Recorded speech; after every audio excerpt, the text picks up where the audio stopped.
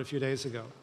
And so when you can meet an unmet need that's as primal as the need for connection and caring and love and community and meaning and trust, that will make you much more successful, but it brings meaning because you're not just making money, you're creating a healing experience for the people that you interact with.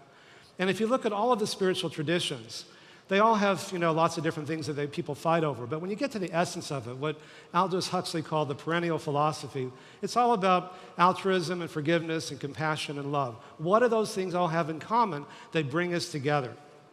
I remember the very first study that I did 35 years ago as a medical student. I had 10 men and women in a hotel for a month. And one of them was a guy who hated gay people, and of course one of the other men was gay. And so when they first met, the guy said something insulting to the other. He said something equally insulting back. One got chest pain, took a nitroglycerin. The other got chest pain, took a Demerol. They both slammed the door. I thought they're both going to die, and this is going to be the end of my very short research career. But I talked to them. I said, you're giving the power to give you chest pain and maybe even a heart attack and die to the guy that you hate the most. That's not really smart, even from your own self-interest. And so we need to get away from this idea. Is it selfish or is it unselfish to be forgiving, to be compassionate, to be altruistic? Look what Mark is doing with the Benioff Children's Hospital. That's something that gives him great meaning, as it gives great meaning to all of us who support that.